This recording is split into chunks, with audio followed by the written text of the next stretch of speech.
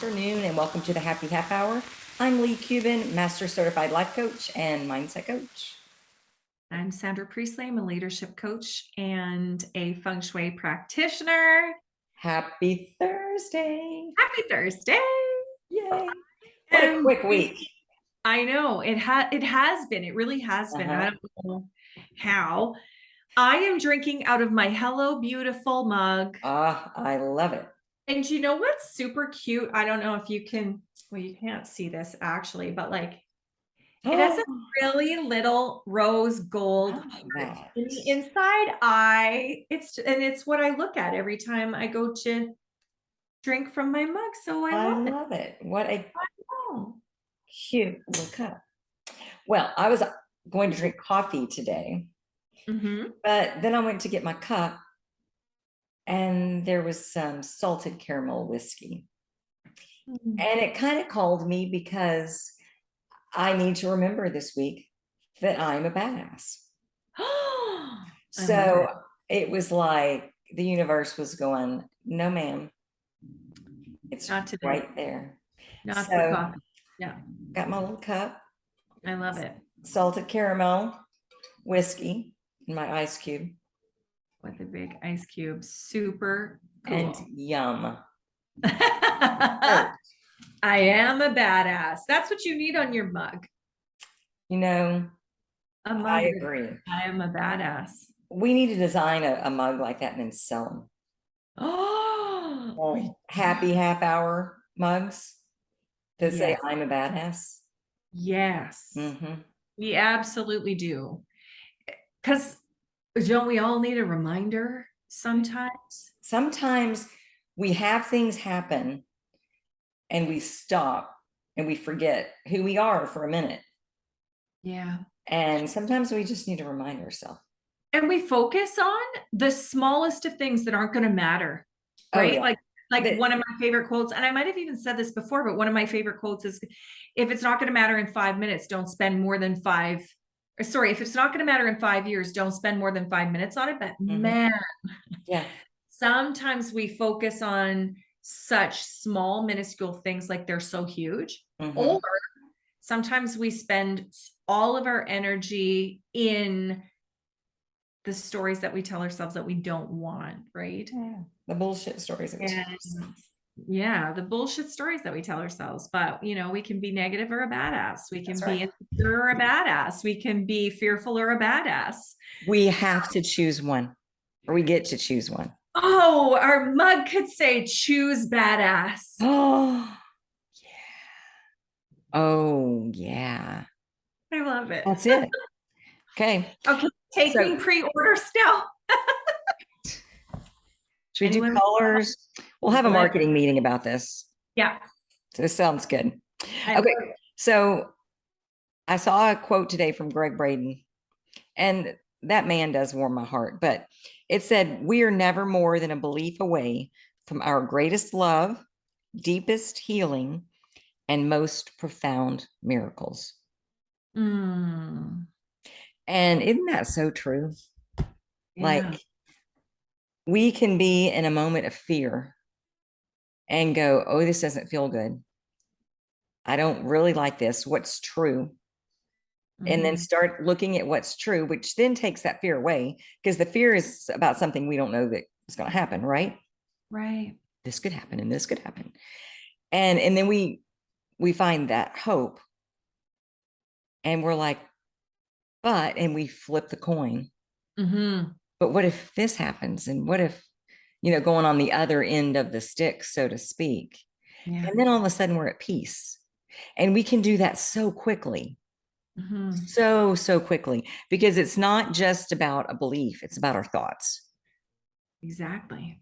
Because they kind of stack. And sometimes I think that, like, we have to really be consciously choosing to flip it though, right? Like, my mentor will say, if you have a negative thought, a thought is not a thing, right? A thought is not fact. It's just something that we think. And so it means that it's also not true. Yeah. And so if we have a thought, the opposite, the polar opposite could be true. So if we have a negative thought, we get to choose, are we going to choose that negative thought? Are we going to choose the positive opposite of it? Right. But there's a moment in there, or a series of moments, or repeated days sometimes, or days or months or however long, where we choose instead punishment. Mm-hmm. Mm-hmm. We choose to, we're not choosing badass in those moments. We're choosing punishment. We're choosing shame. We're choosing guilt. We're choosing fear. We're fearful, not even of the fear that we feel, but the fear that we might fear. And it just becomes this state where we feel crappy and we feel we deserve to feel crappy. Mm-hmm. So we continue to tell stories and create more crappy, you know? And I think as a coach, one of the hardest things is seeing people in that space. And they're not people that I coach because they would never come to me for that. But at work, I'll see people in that state. Right. And I'm sitting there going, what can I say that they can hear? Because they do sort of have their hands over their ears, unless you are singing their song, which is beating the drum of what is, as Abraham would say. Yes. And they don't understand when you what if them. Right. And it's tough because it's like, I really don't have any words for you until you have the ears to hear it. Of course, you can't say that either, but that's sort of how I feel, because it's like nothing I say, but then it's like you got to plant a seed. You got to somehow get a little seed in there. Right. So tell me this. Why do you feel that people who will not want to hear that story, why do you think that they would not go to you as a coach or me as a coach? Because there wouldn't be any value in it. They're not at the place where they're ready for that yet. Because I even have weight loss people that come in that I'll say, you're not ready for this. Right. Like, you want to give me a bunch of money and have your problem solved. There's work involved and you're not ready for the work. Yeah. So do I think that they would when they're ready? Absolutely. And they would benefit, but it's getting them to that place. We all have to be ready for that next step. Exactly. And I just wrote a post the other day too, that it was yesterday. I think it was this, like, I'm not here to justify your excuses. I'm not here to pat you on the back or pat you on the head and tell you everything is fine, justify your excuses. That's not why I'm fucking here. And that's why I will not take your money for that. But usually people don't want to pay for, when they know that they're showing up to do the work, if they're still stuck in that state of like, I deserve to feel bad, I deserve to feel shame or guilt or frustration or failure or whatever that it is, I deserve to feel mad, I deserve to feel, they're not at the point where they would want to pay for someone to stop that. Right. Or help them to stop that. Because they're not ready to stop it. Yeah. It's hard when you are ready. The things that you have to look at and sift through and work through, because it's this constant work. Right. And you're seeing all these things that were sort of tucked away where you have to deal with them. And now you have to deal with them. Yes. You've committed. And so it's not, I say everyone needs a coach, and I totally mean that, but I also mean when they're ready. Well, right. And I also, as you were just talking, I was thinking about how you and I both have coaches. Oh, yeah. Because we also have shit to work through. Like, there's no point in time where you just, do the work for a little bit of time, then you're good. No, I think I'll always have a coach. Yes. And I was talking to Paul about that the other night, and I'm like, you really need a coach. And he's like, I don't need a fucking coach. And I was like, okay, you're not ready. Oh. But I think when I planted a seed with him, I think he could come around. But I think it's important because I know there's things he wants to do. Did I say that right? Yeah. But thinks, oh, I can't do that. Right. Like, oh, and I would love to see him open up to really follow what he wants to do. Mm-hmm. And this is like, this is daily work that I do, you know, daily work of this is my goal for today. And I wake up in the morning and I have this is my goal for today. Oh shit. I can't do this because of this. I can't do it because of that. I won't hit this goal because of this, X, Y, and Z. I mean, it doesn't really matter what it is. It's just all bullshit. It's just rolling around in the back of my mind.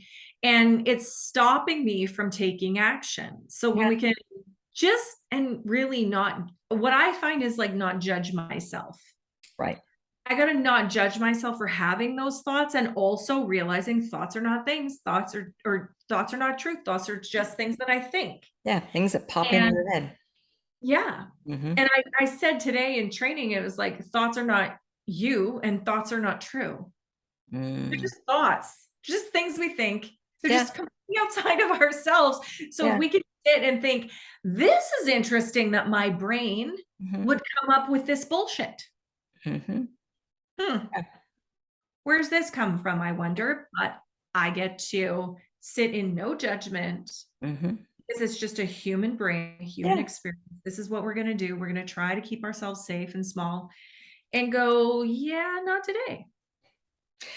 One of my favorite things to ask myself is this true? And it starts usually with me feeling anxious. Right. And then I'm like, why the fuck am I feeling anxious? Like, yeah, it's 4:45 in the morning. I'm enjoying a cup of coffee with my husband. Like, and then I'm like, what are you thinking about? Yeah. And then I'm playing back. And it's so interesting how we get on autopilot where we're thinking the same shit we've been thinking. And it's not even true. It hasn't even happened. It's something in the future. Yeah. And we're telling the story we don't want to create. And however, we know that the story we tell is the story we create. Right. And we're regurgitating this bullshit. Exactly. And so when I get to that point, and I'm not judging either, it's more of a inquisitive question. But I say, is it true? And I go through and think about the story, the bullshit story. Yeah. And I'm like, no, it's not true. And I say, do you want it to be true? Nope, don't want to live that. Well, you might think a different thought. Exactly. and how often we sort of create this story in our minds that is full of assumptions and fears. Oh yeah. Yeah. And it's not fact at all, but we live it like it's fact when it's in our head, right? A lot of times the thing that I will do is I need to talk it out because I'm a verbal processor. And so I'll talk it out and I'll say to Cam, okay, this, or a friend, this is what's happening. This is what I'm thinking. And Cam always says, okay, you've gone down the rabbit hole. I'm like, shit, I did. Okay. Yes. Come on back out. Yes, you're right.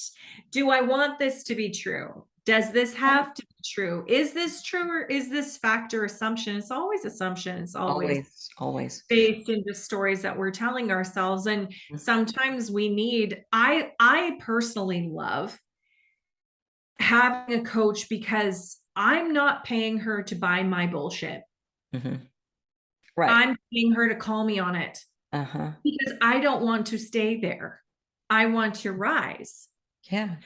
And so I can ask for my husband or my friends or you or whomever to be my unofficial unpaid coach. But guess what? If I don't have skin in the game, if I'm not paying for this, it's like I'm not owning it. That's anybody. Yeah. Well, it's feng shui too, right? Oh yeah. Yeah. And we take money. Some people traditionally take money in a red envelope, right? And it represents the exchange of energy and owning the transformation. Yeah. Yeah. And I totally believe it. It's funny because when we've had, the house painters came, the yard guys came to do the trees, people like that, when they want to be paid in cash, I always put their cash in a red envelope. Do you? And sometimes they'll get it. Mm-hmm. The women get it. The men are like, what the fuck is this? They don't really say that, but it's always like, okay, here's an exchange of energy for energy. Like, yes. And it feels good. It does feel good. And it feels like I don't know, to me, it feels like this level of respect. Yes. It's like, I respect you so much for the work that you've done. Thank you so much. It's like an extra level of respect, an extra level of gratitude, an extra level of, I don't know, magic. Yeah. Yeah. And I feel like it's a blessing for them too. Yes. Mm-hmm. Totally agree. Oh, I love that. Well, you were talking about a class that you're doing. Yeah. And something that was said in it earlier. Yes. So I'm running this personal power or empowerment course called The Power of You. And it's like all the things that I used and learned, all the things that worked for me to get me from a place of like complete exhaustion and complete, just like I was just mentally, but more spiritually drained. And I had too many things going on in my mind. And it was just like, I was telling stories like crazy. And I was wearing busy like a badge, but I was trying to pretend that I wasn't. And I was saying no more than I was, or saying yes more than I was saying no. I mean, I'd really gotten myself into a situation where everything came crumbling down in the best possible way. Mm-hmm. And so this week was about awareness. And I channeled this course. It was like I was getting a treatment by an alternative healer. And then all of a sudden she put her hand on my stomach, I think it was. And she said, tell me what this feels like. And I said, power. And she said, okay, tell me more. And I said, it feels like the power of me. And all of a sudden I went, oh, I can run a full 4-week course called The Power of You. And both of us got head to toe chills. Oh my gosh. I got up off the table.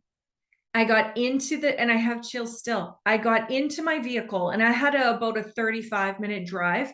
By the time I came home, it was like, it just literally felt like someone was just throwing ideas into my head as I was driving. Like I couldn't keep up to all of the ideas. And I came home and I don't have them here, but like I have this sticky note thing. And I just started grabbing sticky note after sticky note after sticky note. And I had a Sharpie marker and I would just write out these things. And I had 4 weeks. I knew that I wanted to do, like, I just went, oh, okay. The first week can be awareness. And the second week that can be acceptance. And the third week can be attraction. And the fourth week can be allowance. Oh, okay. And I wrote them all down. And I just vortex. Yeah, it was deep in there. So deep in the vortex. And I probably wrote out 50 sticky notes in maybe 5 minutes. And the whole course was there. Isn't that crazy? So it's like it's like, I love it so much. And it just creates such a shift for people when they see that they really are in control of their lives and they can gain that personal power no matter what's happening around them. Yeah. That they can stay in the center, And so we were talking about something that I'd learned from Brooke Castillo with the Life Coach School. And she said that, we start with a circumstance, which leads to a thought, which leads to a feeling, which leads to action, and then you get the response. And so we were talking about that in the course. And what I know to be true is that we have this situation, we have this circumstance, and it leads to thoughts, which are just, remember, things we think. Yeah. Truth. But then a lot of times, and we try to stop it there. Like we try to stop it at our thoughts going, that's an interesting thought. Why am I thinking that? But sometimes we don't get there and we let the thought go to the feeling. Once it gets to the feeling, then it's a little bit more difficult. Well, yeah, because you keep thinking thoughts that match the vibrational frequency of that feeling. Exactly. Then you get stuck. But and then you know, people live thought, like that, Sandra. Yes. Because they don't know what they're doing. And they live in that state of regurgitating the same old shit and wonder why they look around at all the destruction. Right. And they just think, oh, I've got a bad life. I'm unlucky. Yeah. Like, change your thoughts. Let me feel something about what I think. Oh, no. Now I'm going to think about feeling. Now I'm going to judge myself for feeling it because I read somewhere on Facebook that you're not supposed to think negative thoughts, right? And you're not supposed to have feelings, or then you're right. And so in the course, we're just talking about trying to stop the vibration between thought and feeling, feeling, thought, thought, feeling, feeling, thought, and just, if you feel the feeling, allow yourself to feel it without telling stories. Yes. You know, just feel it. Yeah. And you can feel sad or feel fear without saying, just like telling yourself stories that make it so. And just reach for a better feeling thought if you can. And then move on from there. But whatever you do, don't judge yourself, because that's like the, I don't know, the kryptonite. When you start feeling badly about yourself for having the thoughts and having the feeling, and then you're like, it's like you add beating yourself dimension. like, a child. Yeah. It's like you could kind of back in that childhood mode where, right. Like, enough. Yeah. We're gonna think thoughts. They're gonna pop in there. And we can either get mad, which will not fix anything, or say, man, that's an interesting thought. Exactly. Is that true? Or even, that's an interesting thought. And this is how I feel about it now. Right? Like if we could step outside, just step outside to be objective. Like how often you see people in your life, your kids or whoever, interpreting life in a way that is polar opposite to how you're interpreting it. Oh, yeah. All the time, right? Because we see with our experiences as well. Exactly. And everything that's happened to us, that's our reflection of the world. And so that's, if we think we're not enough, we are looking for evidence of not enoughness. Exactly. And we're getting what we're looking for. And that's why everyone sees things so differently, because we're all looking for different shit. Right. We all see it with different eyes. Yeah. And we do it by default sometimes, but it's time to get intentional about it. That's the thing, right? It's really just being in awareness, like, because we are doing it by default. We're just doing it thinking that we don't have any control over it. Yes. And thinking that this is my feeling and it's true, and this is my thought and it's true, and everything I think and feel is fact. Yes. And realistically, it's been created. Yes. So if we can create it, we can uncreate it. I've got a acquaintance, and she's 50. She's our age, and she's a beautiful girl, absolutely beautiful. And she's sweet, like super sweetheart, but she's super insecure. So she can't hang on to friends because she gets jealous if they do anything, and then she's hurt, and I'm left out, and no one, and it's that whole story over and over again. And it started when she was in high school, when this thing happened with a group of her friends. And since then, she has recreated the same circumstance over and into her 50s. Wow. It's like she's stuck there. Wow. And so bad, it's like, I just wish I could get her to a place where she could hear that she's creating that. And she doesn't have to. She can start telling me today. That's what I was going to say. And she doesn't have to. It doesn't have to be like that. But it's how she views everything and responds. Yes, absolutely. Absolutely. And it's so, I don't know, just, I think probably for us being the people who have had this experience, who have shifted our thoughts ourselves, who have helped others shift their thoughts. I have this like just deep desire to work with everybody. I know. That has the ears to hear it. I just want everyone to know that it doesn't have to be as hard as we sometimes make it. Or as traumatic as we sometimes want to relive it. And sometimes I'll have things that I'll have to do, and it's work related stuff. Not the fun stuff, the coaching stuff, but the other stuff that, I've got my lists and all the stuff that need to get done and get overwhelmed. And oh my gosh, this is so much. And I turn it into this big task or big, many tasks, but this big giant. And then I start working on it. And then I go, oh, that took me 2 minutes. Okay, scratch that off the list. I go to the next one and I'm going through my stuff and I'm like, oh yeah, that took me 1.5 minutes. And when I'm done, I'm like, okay, you made that little thing a big monster. Right. Did it feel good? Like, is that what you wanted? Wouldn't it have felt better to go, oh, let me just knock this out real quick? But I see this in business a lot, and I've done it myself so many times. It's like, okay, I have 3 posts to write today. Oh my gosh.